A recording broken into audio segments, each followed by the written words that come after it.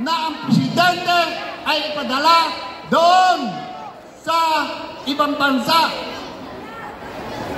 sa Netherlands. Kung yan lang makakapagsalita, naku po, kagulo. Kung darating dito si Pastor Kibuloy, ang kanyang personalan dito, gulo ang buong 13. Sa dami ng darating dito. Kaya kung nasabi yan, yung aking Vice Mayor, si Alex Piñalba, talbasa, magaling, at may katuwiran, pinilit din ipakulong, parehas lang. Ganon ang ugali ng kabila. Ako, inihapla rin, gusto rin akong ipakulong. Ay sana, kung ako'y papakulong, nasa labas na si Pastor Kibuloy. Siguradong hindi papayag si Pastor Kibuloy. Kaya huwag natin kalilimutan. Si Mayor Junsagon, Duterte! Duterte tayo! Duterte! Duterte! Kaya yung ating mga senador, yung senador natin, huwag yung kalilimutan. Ayan, number 10, number 22, 28, 30, 34, 38, Marcoleta, Kibuloy, 56, Rodriguez, B, Salvador, Mata, De La Rosa, Bondo, Go, Hinlo. Huwag na yung kalilimutan yan. Basta straight lang.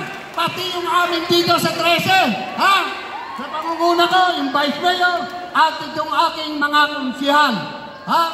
Alam mo, may kukwento lang akong isa. Sa buong Pilipinas, kung merong iba dito, noong ako'y mayor si Melan Sagon, wala pong drugs dito, walang sugal, nag-iisang bayan, sugal sa buong Pilipinas. May loto, wala dito. Ito po ay dating sabungan. Ito pa, kita mong kaganda niyan, dating sabungan to. Pinakausapan ko, si Mrs. Amore, yung may kanyan to.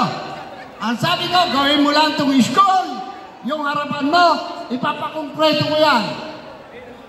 Konkreto yan, 4 lanes, nauna yan. Pangako ko sa kanya.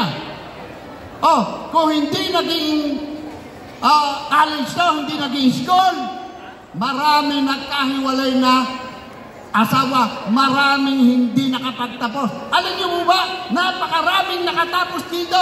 Maraming naging pulis, maraming naging teacher. Kung hindi sabungan, ang daming pamilyang nag-away, maraming mga bata na nagutom. Kaya dito lang, iyon lang, isang sa aking pinagmamalaki. Bago i-isyohan ako ng kurap, wala nga sugal dito, may loto, lahat, pati loto. Saka makakakita sa bansang Pilipinas. Hanggang dito lamang, basta huwag niyong kalilimutan. Duterte tayo! Mahal natin, pinakamagaling na ating Pangulo ng bansang Pilipinas, si Duterte. Ang ating Pangulong Duterte. Kita niyo, walang dalag ng panahon na hindi pa siya ang presidente. Talamak na talamak ang drug. Kaya nasabi ko sa aking sarili, si President Duterte, hulog ng langit para sa mga Pilipino. Kung sino yung magaling, iyon ang pinakukulong nila. Pinalabas na masama. Diba? Bakit? Minahal sa ibang bansa. Minahal ng Amerika, ng Presidente, ng China, ng Russia, maging sa Europe. Kung si Duterte hinahangaan at minamahal, tayo pa bang Pilipino ay di magmahal sa kanya? Diba? Kung masama si Duterte, edi galit din sila. Pinarasama nila sa media. Bakit daw? Nakita ang tunay na pagkatao ng ating mahal na Pangulo, Rodrigo Roa Duterte. Kaya kung sino talaga, dapat tangkilikin natin lahat. lalong-lalo na si Pastor Kibuloy. Maraming salamat. Mabuhay!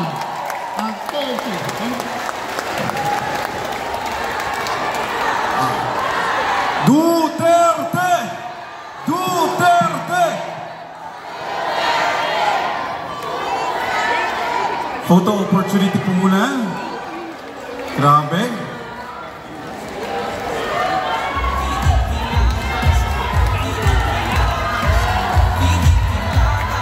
Maraming salamat. Palakpakan muli natin ang Team Sagun! Woo! Magandang hapon po, Kabetenyo. Assalamualaikum warahmatullahi wabarakatuh. Tatlong bagsak po, mga kababayan. Duterte. Duterte! Duterte!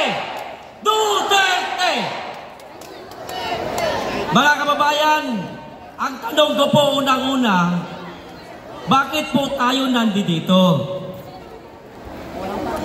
Siguro, masasagot ko po ang katanungan na yan. Narito po kayo para kilatisin po ang lahat ng kumakandidato sa pagkasenador sa ilalim po ng PDP Laban. Unahin po natin, mga kababayan, pangalanan ko na po sila. Makikita po natin sa screen. Number 10 sa balota, Jimmy Bondok. Sunod, nawala Number 22 sa balota, Ronald Bato de la Rosa. Number 28, Bongo. Number 30, JB Hinlo. Number 34 sa balota, Raul Lambino, mga kababayan.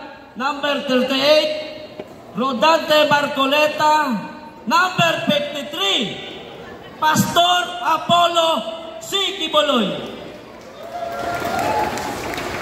Number 56 naman sa balota, Attorney Vic Rodriguez. Number 58, Philip Salvador. At pinakahuli, ang pinakabarites sa PDP Laban, mga kababayan, number 42 sa balota, Dr. Marites Mata, mga kababayan. Maaaring sila po ang mga kikilatisin, at kapag ka nakilatis nyo na ho sila, sa darating po na halalan sa Mayo 22, mga kababayan, itatala po natin sila para iboto at suportahan. Isa pa, mga kababayan, sino po ang hindi nahihirapan ngayon? Tanong, sino ba ang mayaman sa inyo na narito? Kayo ba sagana sa buhay? Sa madaling salita, nahihirapan po kayo? O parehas po tayo? Ngayon, mga kababayan, sa pamamagitan po nitong 10 na narito na mga kumakandidato sa ilalim po ng PDP Laban, gamitin po natin silang susi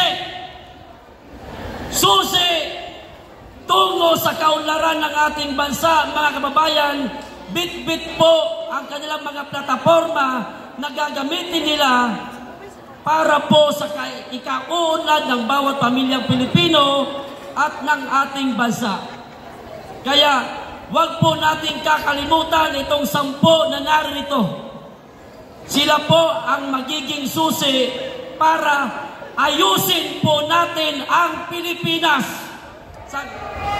Sang-ayon ho ba kayo? Isa pa, sang-ayon ho ba kayo? Maraming salamat po. Hanggang dito lamang. Ako po si Pambansang Loyal sa aking YouTube channel. Maraming salamat, Pambansang